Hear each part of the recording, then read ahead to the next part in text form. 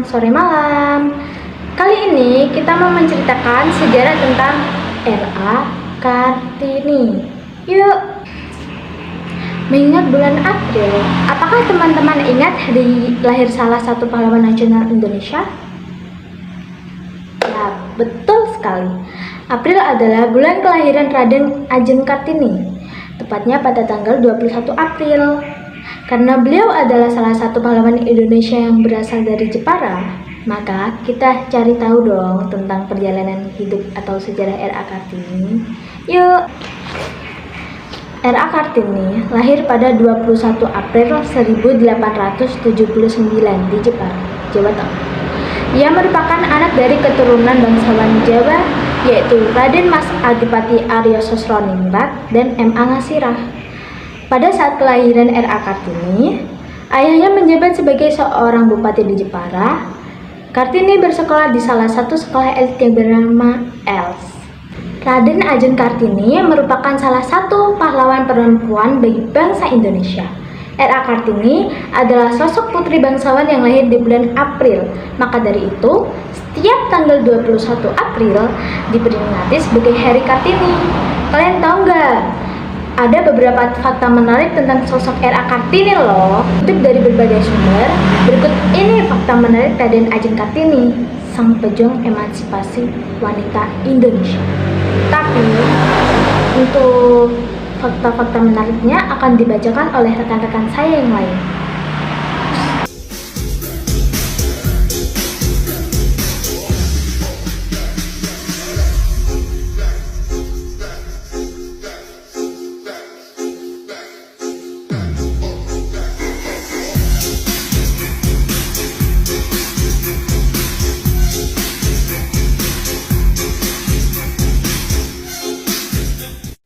Fakta yang pertama adalah sebagai pejuang hak perempuan, Ibu Kartini menjadi pahlawan nasional karena memperjuangkan hak-hak perempuan.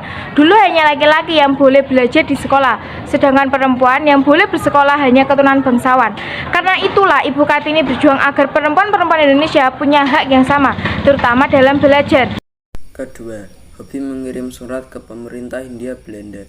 Pada usia 20 tahun, Kartini berani menulis surat kepada pemerintah Hindia Belanda.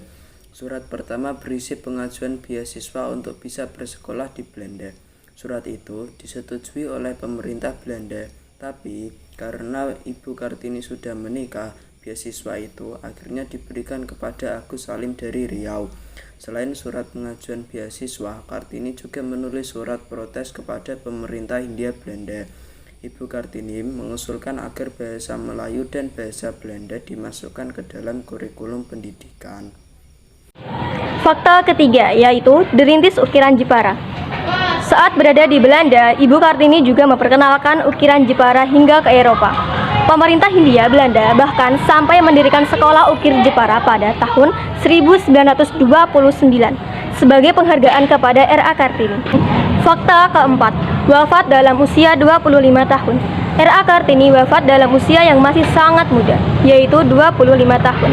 Beliau meninggal dunia pada tanggal 17 September 1904, 4 hari setelah melahirkan putra pertamanya yaitu Salit Jojo Diningrat. Fakta yang kelima, buku Habis Gelap Terbitlah Terang. Buku tersebut adalah karya R.A. Kartini. Sebenarnya sudah disusun oleh J.H. Abendenon dalam bahasa Belanda setelah Kartini wafat. Fakta keenam, menentang feodal. R.A. Kartini dikenal tidak terlalu suka dengan gaya hidup feodal masyarakat Jawa. Ia merasa terkekang dengan kebudayaan yang berlaku pada masa itu. Fakta ketujuh, Sekolah Perempuan Jawa Raden Ajeng Kartini adalah wanita yang pertama kali mendirikan sekolah untuk anak-anak perempuan di Jawa. Fakta kedelapan, fasih berbahasa Belanda. Beliau sangat mahir berbahasa Belanda dan memiliki tata bahasa yang bagus. Fakta yang terakhir, atau fakta yang ketujuh, menikah di usia muda. Raden Ajeng Kartini menikah di usia muda, yaitu 24 tahun, dengan Bupati Rembang Raden Adipati Aryo Singgih Jojo Adiningrat.